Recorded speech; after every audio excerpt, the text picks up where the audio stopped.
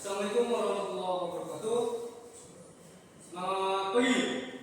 Perkenalkan, saya Agi yang pertama. Saya merupakan mahasiswa semester 3 di Politeknik Negeri Banjarmasin. Di sini saya mengambil jurusan teknik mesin, khususnya prodi teknik alam berat. Nah, pada kesempatan ini saya akan menjelaskan ataupun mempresentasikan hasil kerja saya. Di sini saya akan mengambil topik yang berjudul prinsip kerja diesel engine. Next. Nah, berikut ini adalah beberapa topik pembahasan yang akan saya jelaskan pada kesempatan ini. Bisa kita lihat, pertama adalah definisi dari engine, yang kedua adalah komponen dasar ruang bakar, yang ketiga perbedaan antara petrol engine dan diesel engine, yang keempat ada prinsip kerja diesel engine 4 mata, yang kelima ada kondisi operasi diesel engine, dan yang terakhir ialah selesai. Next, kita masuk ke topik pembahasan pertama, ialah definisi engine. Apa sih itu engine? Nah, di sini bisa kita lihat bersama. Engine adalah suatu alat yang memiliki kemampuan untuk merubah energi panas yang dihasilkan dari pembakaran dan mengubahnya menjadi energi gerak. Berdasarkan fungsi tersebut, engine, khususnya engine Caterpillar, itu berfungsi sebagai penggerak utama, misalnya pada mesin, pada merin, ataupun pada peralatan industri lainnya. Next. Nah, ini merupakan topik pembahasan berikutnya, ialah komponen dasar ruang bakar. Kita sama-sama bisa lihat, ini merupakan gambar konstruksi dari ruang bakar. Yang nomor 1 adalah menunjukkan cylinder liner, yang nomor 2 itu adalah piston, yang ketiga adalah contact valve, dan keempat itu adalah exhaust valve, sementara yang kelima itu adalah cylinder head. Nah, pada kesempatan ini saya akan menjelaskan fungsi dari komponen-komponen yang ada di ruang bakar. Kita masuk ke komponen pertama, ialah cylinder liner. Nah, cylinder liner ini merupakan silinder ataupun tempat terjadinya pembakaran. Fungsi dari silinder liner ini merupakan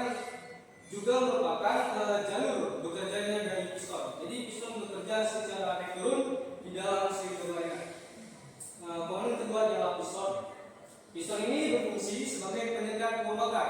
Nah, piston ini terletak di dalam dari silinder liner dan bekerja secara naik turun, yaitu ke atas bawah, dan terikat ke connecting rod. Komponen selanjutnya adalah intake valve. Intake valve di sini berfungsi sebagai saluran masuknya udara ke dalam ruang bakar. Jadi ada suatu momen ketika intake valve ini terbuka, maka udara yang akan dikompreskan ke dalam ruang bakar, dia akan masuk melalui intake valve. Kemudian selanjutnya adalah exhaust valve. Exhaust valve pula berfungsi sebagai tempat keluarnya udara sisa dari sisa pembakaran. Jadi ada suatu momen atau ketika exhaust valve terbuka, maka udara hasil pembakaran akan terdorong oleh piston keluar dari ruang bakar. Selanjutnya ialah cylinder head. Cylinder ini biasanya berfungsi sebagai tempat atau rumah dari valve ataupun komponen pendukung lainnya. Itu tadi penjelasan tentang komponen dasar ruang bakar dan fungsi-fungsinya. Next. Selanjutnya kita masuk ke dalam perbedaan antara petrol engine dan diesel engine. Sebelum itu kita harus tahu dulu apa itu petrol engine dan apa itu diesel engine. Saya akan jelaskan secara singkat. Petrol engine dan diesel engine ini merupakan sama-sama engine internal combustion ataupun engine dengan pembakaran di dalam. Jadi petrol engine dan diesel engine ini biasanya memakai 2 ataupun 4 langkah kerja. Perbedaan utama antara keduanya ialah masuknya bahan bakar ke dalam ruang bakar dan cara pembakarannya. Next. Nah, di saat ini saya akan menjelaskan lebih rinci perbedaan antara diesel engine dan petrol engine.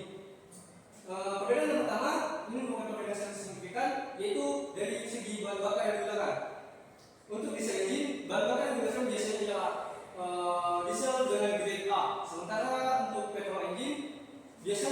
bahan bakar yang digunakan adalah petrol ataupun gas.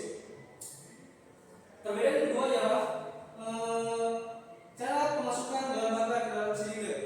Untuk di diesel engine, pemasukan bahan bakar ke dalam silinder biasa menggunakan injektor, sementara di diesel engine bisa juga menggunakan injektor ataupun menggunakan karburator. Terus selanjutnya, waktu atau kapan sih bahan bakar diinjeksikan ke dalam ruang bakar? Nah, perbedaan itu di diesel engine bahan bakar diinjeksikan pada akhir langkah kompresi, sementara di petrol engine bahan bakar diinjeksikan selama langkah reduksi. Perbedaan selanjutnya ialah proses pembakaran di diesel engine memanfaatkan panas alami dari udara yang ditekan atau udara bertekanan, sementara pembakaran di petrol engine biasanya dibantu oleh electric spark. Untuk perbedaan selanjutnya adalah dari segi compression ratio. Di diesel engine compression ratio 14:1 sampai 24:1, sementara di petrol engine compression ratio itu relatif lebih kecil, yaitu antara 7:1 sampai 11:1. Untuk perbedaan selanjutnya adalah dari RPM maksimum. Di diesel engine RPM maksimum mencapai 2000 sampai 4000 RPM, sementara RPM di petrol engine relatif lebih besar, itu berkisar antara 4000 sampai 7500 RPM. Untuk selanjutnya adalah compression pressure di diesel engine mencapai 3150 sampai 3850 kPa, sementara di petrol engine antara 770 sampai 1400 kPa.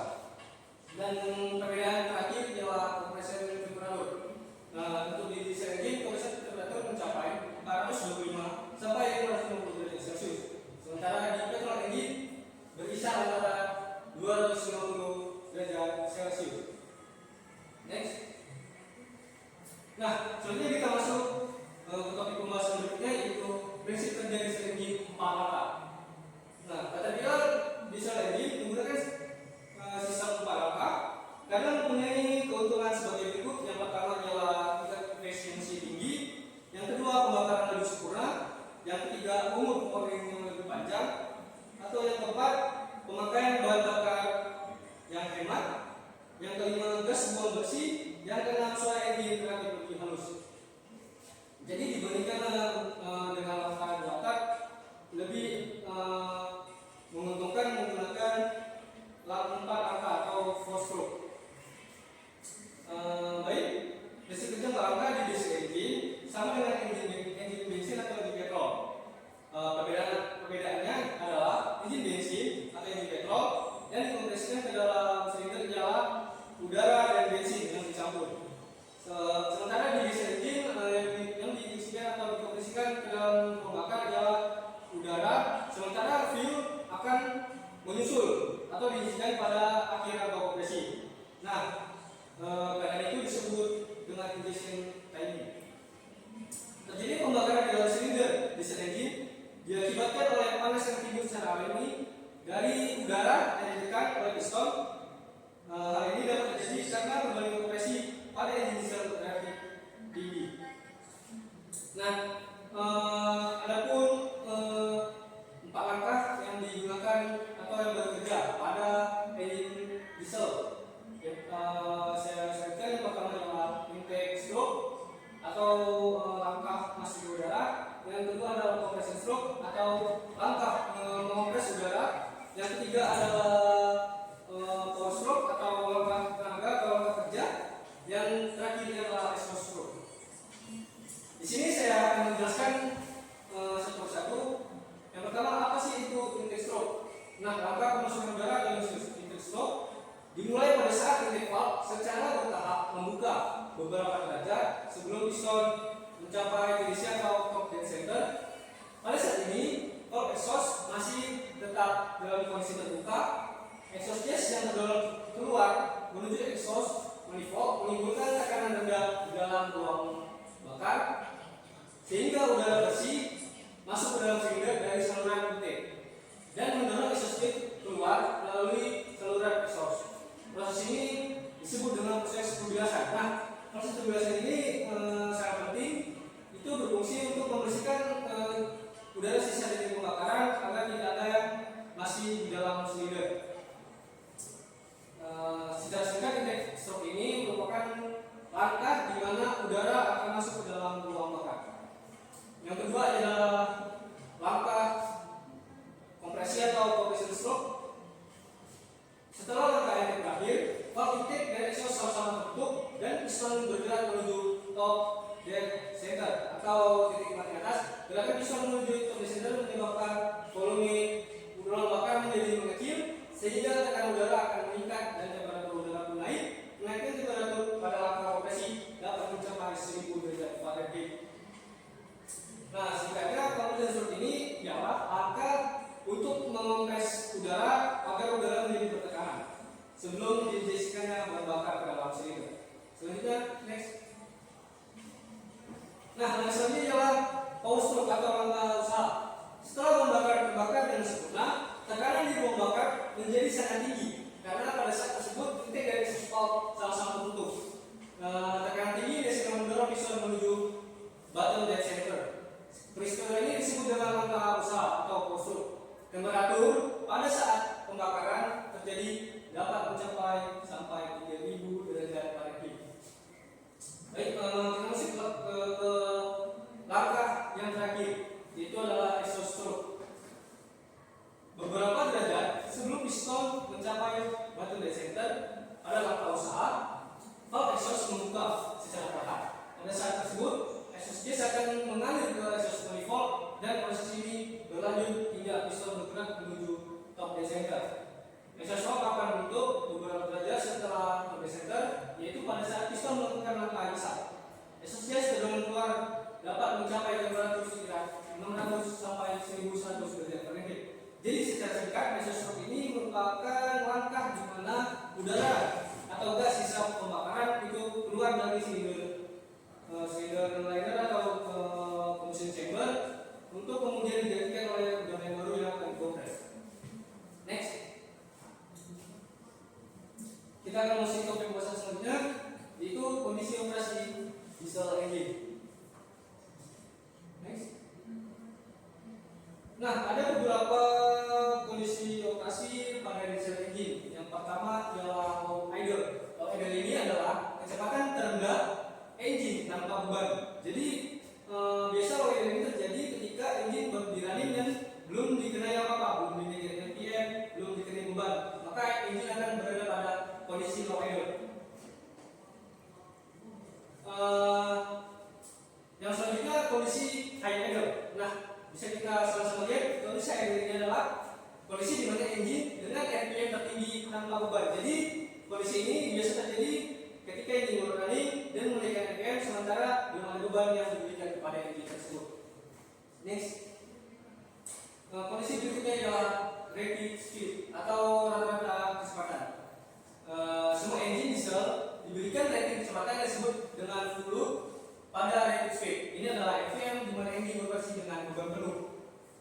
Nah, selanjutnya ialah over speed atau speed yang berlebih. Terkadang engine beroperasi demikian rupa sehingga RPM dipaksa melebihi RPM high idle.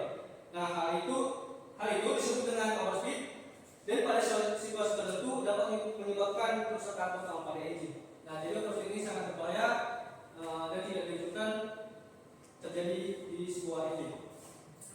Next. Nah, ini merupakan kondisi terakhir yang terjadi pada engine diesel, yaitu adalah engine lock. Pada kondisi ini, karena tidak ada lagi penambahan bahan bakar, sehingga gubernur tidak mampu menghasilkan mass power yang dibutuhkan.